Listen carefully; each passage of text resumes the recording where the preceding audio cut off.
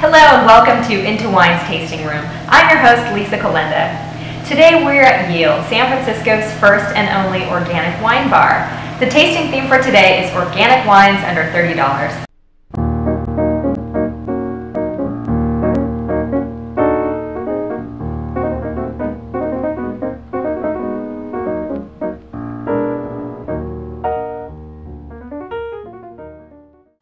This is a 2006 Napa Wine Company Sauvignon Blanc from Napa Valley.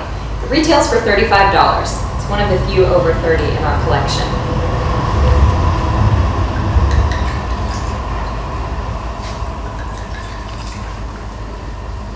Now the family who owns this particular winery is actually one of the largest organic grape growers in Napa Valley.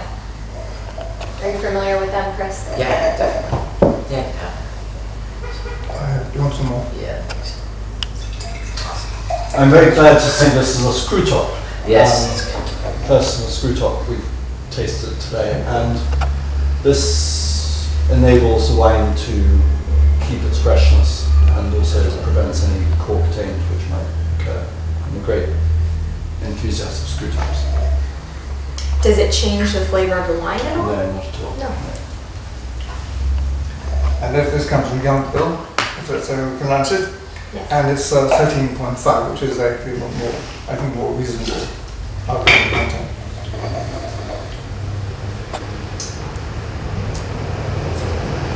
I think I need some more too. Well, I think I'm amazed that they can get away with the price of $35 on wine like this. Because the best, the highest sort of renowned wine from New Zealand is $28, and most of them are between $12 and $18. And to have a Sauvignon Blanc at $35, I would expect something absolutely mind-blowing, but this doesn't do it. I'll tell you something else. The Napa Valley Wine Company, it sounds like a cooperative. It does. It doesn't really have a sort of identity. Yeah. Well, it obviously has an identity, but it isn't very impressive. No colour again, which is not a fault. But he's failing. There's a difference between fault and failing. Chris, what do you think? It's not very impressive. I mean, it has some nice pear and melon, more fruit than the previous wine. Not as, I mean, I should also say that Sauvignon Blanc is probably we should probably sell the most Sauvignon Blanc out of all of our whites, so it's definitely the most popular varietal here. So Why is that? It's something that I take very seriously. Well, that's very interesting. Because yield, how long is Yield? We've been open for just over a year. Okay.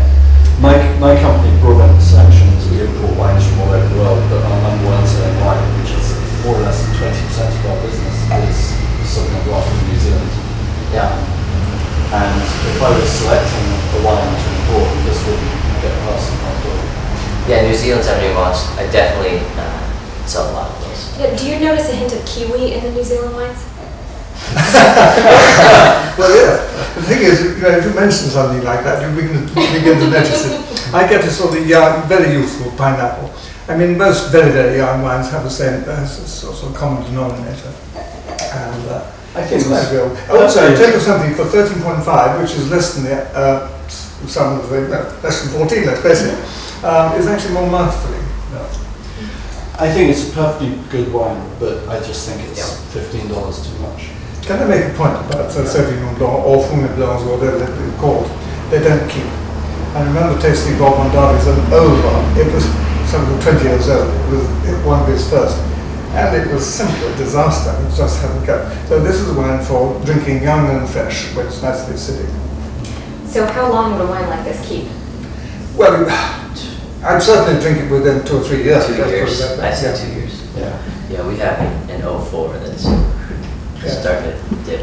So. Yeah. Of course, once you've opened it, it keeps for about 10 minutes, then you open the next. I agree with you. For a wine like this, screw top is actually fine.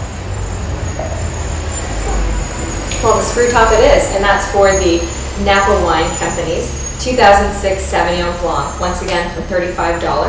And this has been IntoWine.com. Enjoy.